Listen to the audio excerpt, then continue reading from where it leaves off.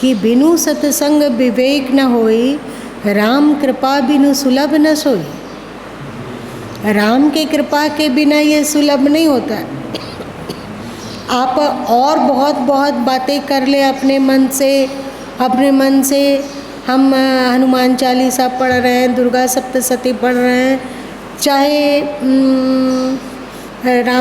रामायण का पाठ कर रहे हैं, चाहे और कुछ का भी पाठ कर रहे हैं, पर सत्संग सुलभ होना ये बहुत कठिन है। आप मंदिर जा रहे हैं या और कुछ कर रहे हैं,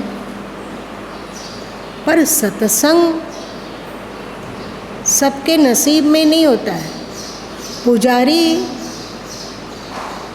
बहुत लोग बन सकते हैं, परंतु ज्ञानी बिना सत्संग का संभव नहीं है बनना, है ना। और ये सत्संग प्रभु के कृपा से मिलती है। आप पर ईश्वर की अनुकंपा है, तभी आप सत्संग में आ पाते हैं। अब देखिए, हम लोगों के सत्संग की क्वालिटी, हम लोग मतलब हिंदू समाज के सत्संग की क्वालिटी अथवा सनातन धर्मावलंबी लोगों के सत्संग की क्वालिटी कुछ और है, और अन्य धर्मों में जो क्वालिटी दी जाती है वो कुछ और है। जब कोरोना के आसपास में कौन सा सत्संग इस्लाम वर्ती कर रहे थे, कौन सा बात,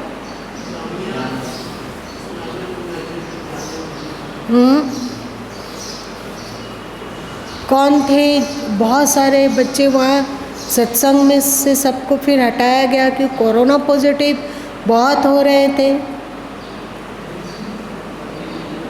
क्या? तबलीगी, बिल्कुल सही। वे लोग जो सत्संग से निकल के बाहर आए, उनका भी सत्संग हो रहा था, वे भी अल्लाह की चर्चा कर रहे थे, वे भी कुरान की चर्चा कर रहे होंगे, वो भी शरीयत की चर्चा कर रहे होंगे, चाहे वो भी हदीस की चर्चा कर रहे होंगे। पर वे लोग जो निकले और जिनको कोरोना था, उन लोगों को हॉस्पिटल में भर्ती किया गया, तो अजीब तरह से अमानवीय बुद्धि झलकने लगी उन लोग का। हॉस्पिटल में है तो अपना वस्त्र खोल दिए और घूमने लग गए, जिससे कि लोगों को परेशानी हो, जो इलाज कर रहा हो उसको परेशानी हो, जहाँ का तहाँ थूकने लग गए। मतलब दूसरे को कैसे सताया जाए, कट्टरता। और आपके सनातन धर्म में आप में भी, आपके भीतर दैविक गुण का कैसे विकास हो, इस पर चर्चा होती है। आप भारत के किसी भी कोने में कोई भी संत महापुरुष के पास आप चले जाइए तो वे आपको नफरत नहीं सिखाएंगे। वे नहीं कहेंगे कि जो हिंदू नहीं है उसको मार दो, अथवा जो हिंदू नहीं है उसकी स्त्रियों का अपहरण कर लो, अथवा जो हिंदू नहीं है उनके घर को लूट लो। कट्टरता, पागलपन हम लोगों के लहू में ही नहीं है। तो सत्संग ये है, सत्संग का अर्थ ही है जो सत्य का संग करा दे वो सत्संग, जो सत्य का ज्ञान करा दे वो सत्संग, जो सत्य मार्ग की प्रेरणा दे वो सत्संग। ये सत्संग, अब हिंदू समाज में भी दो क्वालिटी के सत्संग होते हैं। एक जहाँ पौराणिक गाथा है वो भी कीमती है, ऐसी बात नहीं है कि वो कमज़ोर है तो वहाँ जाने से पाप लगता है, ऐसा नहीं, बहुत कीमती है। उसके द्वारा हम पौराणिक सत्संग के द्वारा हम लोग जानते हैं कि हमारे पूर्वज कैसे थे, राम कैसे थे, कृष्ण कैसे थे, अथवा अन्य ऋषि महर्षि कैसे थे। श्रीमद् भगवत पुराण की ले लो बात, जहाँ श्रीमद् भगवत पुराण की कथा होती है तो वहाँ पर कथा कहानी के साथ साथ ज्ञान भी परोसा जाता है, जीवन जीने की कला भी परोसी जाती है, पर वो मिक्सअप है। सनातन और पुरातन का इस तरह मिक्सचर है वो कि लोग पुरातन कथा को तो समझ जाते हैं पर सनातन तत्वों पर ध्यान केंद्रित नहीं कर पाते हैं। और दूसरे क्वालिटी का सत्संग है जहाँ पौराणिकता कुछ भी नहीं है, केवल सनातन तत्वों की चर्चा है ना। दोनों ही सत्संग कीमती है। यदि आप अपने महान पूर्वजों को जानते हैं और उनके सद्गुणों का अनुसरण करते हैं, जैसे परीक्षित जी की कथा आप लोग सुनते हैं कि मात्र 7 दिन में वे अपने मोक्ष का मार्ग प्रशस्त कर लिए। आप लोगों ने सुना है ना?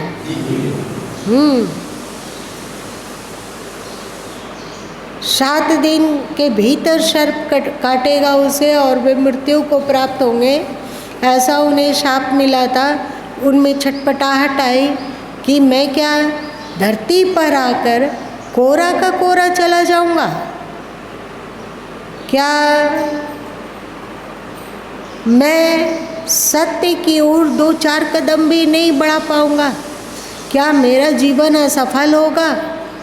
क्या मेरा जीवन धारण करना व्यर्थ होगा? वे चाहते थे परम सत्य की उपलब्धि, वे चाहते थे परम सत्य में लय होना, वे चाहते थे परम सत्य से जुड़ जाना। और मात्र 7 दिन में ये चमत्कार घटित करके वे दिखला दे। परीक्षित जी कोई सन्यासी थे, त्यागी थे, बैरागी थे कि गृहस्थ थे? फिर भी 7 दिन के भीतर। पर हम लोगों का उतना नसीब नहीं है कि हम लोग जान सके कि 7 दिन के भीतर हम लोग मृत्यु को प्राप्त होने वाले हैं। 7 दिन के भीतर मृत्यु को प्राप्त होने वाले ये नहीं पता है। और जो बहुत ज़्यादा बीमार होकर शरीर जिनका जाता है तो इतना अधिक कष्ट रहता है कि बुद्धि समझने के काबिल नहीं रहती है। इतनी पीड़ा होती है कि अक्सर हम लोग मूर्छित हो जाते हैं, होता है ना। तो परीक्षित जैसा किस्मत हम लोगों के पास नहीं है। परीक्षित को सांप काटता, वे कोई बीमार नहीं थे और उनको पता था कि 7वां दिन सांप काटेगा।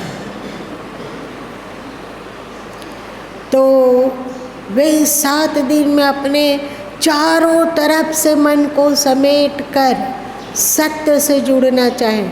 यदि हम लोगों को हो कि 7 दिन में हम लोगों को दुनिया छोड़ना है तो हम लोग क्या करेंगे? हाँ, और क्या करें? परीक्षित जी को पता हुआ कि वे 7 दिन के अंदर चले जाएंगे तो वे संत समाज के पास दौड़े। और यदि हम लोग को होश रहा और जानेंगे कि 7 दिन में होना है तो हम अपने बेटे को, पोते को, नाती को, नतनी को, सबको बुलाएंगे उनका दर्शन करने के लिए। और उसके बाद फिर बेटों को, पोतों को और परिवार जिसको कहते हो उसको समझाएंगे कि यहाँ पर इतना पैसा रखा हुआ है, वहाँ पर हम इतना एफडी किए हुए हैं, तुम लोग नहीं जानते होगे, हम वहाँ पर एक ज़मीन खरीदे हैं, वो भी अपना ही ज़मीन है, दूसरे का नहीं है। और देखो अच्छा से रहना, पैसा लुटा नहीं देना, बहुत मेहनत से कमाया जाता है। ठीक से जोक के चलना, पाई पाई बचत करना। और क्या क्या सिखाएंगे? और क्या करेंगे हम लोग बताओ? कोई सब कोई अपने मन को देखकर इसको समझ सकते हैं कि हम लोग क्या क्या करेंगे।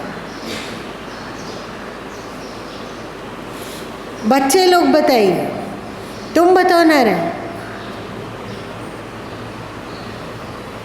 क्या क्या होगा?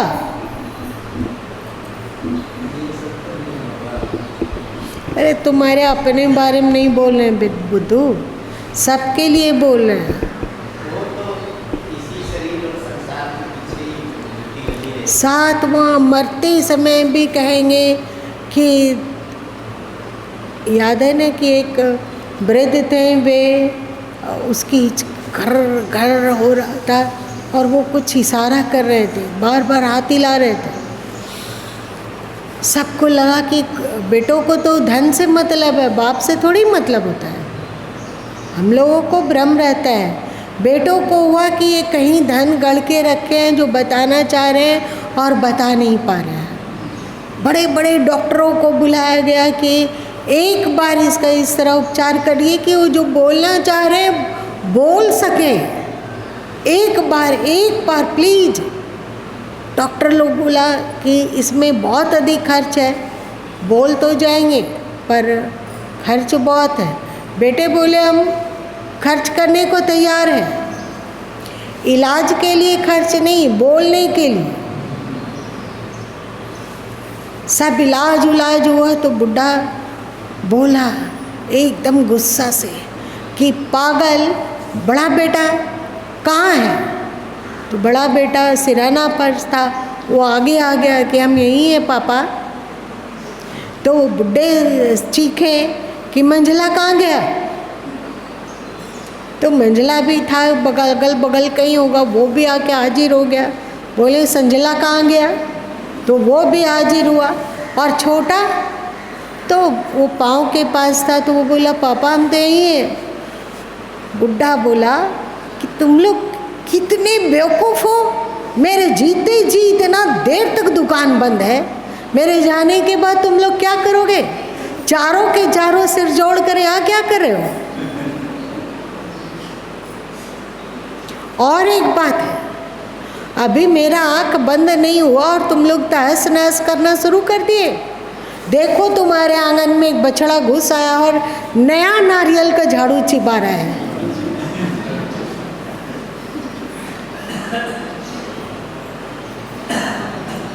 क्या बात है राम दुलार? हाँ, तो फिर हम लोगों की गति ऐसी हो सकती है क्या?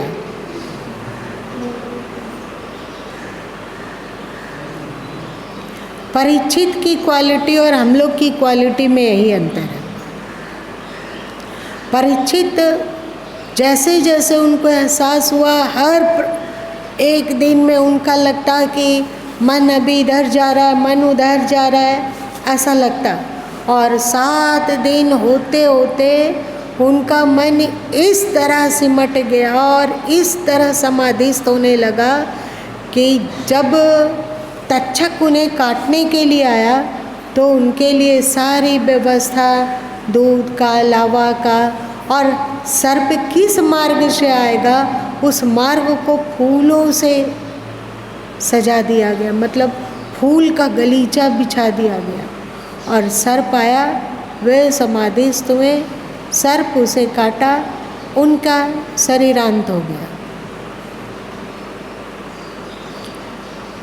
लेकिन जो हम लोगों के भीतर ये क्वालिटी आनी चाहिए धीरे धीरे कि भले ही हम संसार में रहते हों, भले ही घर में रहते हों, पर सत्य का सानिध्य और सत्य की संगता बनी रहे हमारे में। तो ये सत्संग सनातन तत्व, जहाँ उपनिषद की कथा होती है, जहाँ गीता की कथा होती है, चाहे जहाँ संत वाणियों की कथा होती है, वे सब के सब सनातन तत्व की ओर इशारा करते हैं। और ऐसा सत्संग बहुत दुर्लभ है। अभी जो कथावाचक कथा करते हैं उनमें से कितने प्रतिशत पुरातन की चर्चा करते हैं और उसमें से कितने प्रतिशत होंगे जो सत्य की चर्चा करते हैं?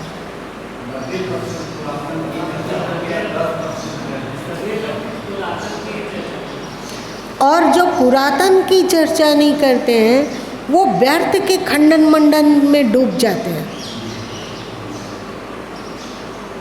पुरातन की चर्चा नहीं हो रही है पर व्यर्थ के खंडन मंडन, जैसे महात्मा बुद्ध जो बौद्ध है उसमें ऐसा नहीं है कि कोई कथा कहानी हो रही है, पर व्यर्थ के खंडन मंडन में वे अटक गए, है कि नहीं?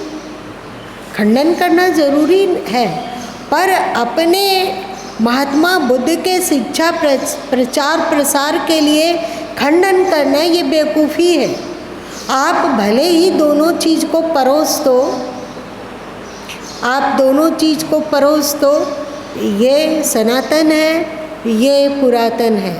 जैसे आपके वेदों में अथवा मनुस्मृति में अथवा इसी तरह के जो सत साहित्य हैं, ऋषि साहित्य है, उसमें अलग अलग बता दिया गया कि ये शाकाहार है, शाकाहार का क्या लाभ है और मांसाहार का क्या दोष है, इसको बता दिया गया। उसके बाद छोड़ दिया गया आज़ाद कि आप दोनों में से आपका जो विवेक कहता हो उसकी ओर आगे बढ़िए, है ना। तो वैसे ही होना चाहिए कि हम अपनी बातों को रखें पर पूरी कोशिश करें कि अगले के प्रति राग द्वेष ना भड़काएं, अगले के प्रति नफरत ना भरें। जो नफरत भर रहे हैं उसे सत्संग नहीं कहा जाए। जैसे बौद्धिस्ट लोग अभी के समय में ये सब सनातन धर्म के अंग हैं, पर नफरत भर के अपने आप को सही साबित करते हैं। जैसे ब्रह्म कुमारीज़ के लोग, वे नफरत भर के उसके बाद आपको सही एक अपनी बात बोलेंगे। आप बाकी लोगों को निकृष्ट और आपको उत्कृष्ट कहेंगे, चाहे कबीर पंथ के लोग, चाहे बाबा रामपाल को मानने वाले, चाहे और कुछ। तो ऐसा सत्संग दुर्लभ है जो राम कृपा बिनु सुलभ न सोई। राम की कृपा के बिना सुलभ नहीं। यदि हम लोगों के लिए ये सुलभ है तो हम इसका बहुत लाभ लें। सत्य संग, सत्संग सत्य से संग भी कराता है और सत्य से संग कैसे हो इसका उपाय भी बताता है। सत्य का संग भी कराता है, सत्य का ज्ञान भी कराता है, सत्य का विवेक भी देता है और साथ साथ में उसमें आरूढ़ होने हेतु उपाय भी बताता है, मार्ग भी बताता है। तो इसका हम लोग भरपूर लाभ लें। हम लोग कोशिश करें, जैसे मदालसा जी का संकल्प था कि जो मेरे गर्भ आएगा दूजा गर्भ न जाएगा। मतलब जो संततियाँ मेरे गर्भ के द्वारा जन्म ले उसे मैं वह ज्ञान और विवेक दूंगी कि जिससे उसका आवागमन मिट जाएगा और वो फिर से जन्म लेने के लिए किसी अन्य के गर्भ में प्रवेश नहीं करेगा। धन्य ऐसी माताएं हैं हम लोगों के देश में। हम लोगों को भी सोचना चाहिए कि बस ये अंत, अब हम बने संत। अब जो अभी आपने क्या कहा, कौन सी साखी पढ़ी?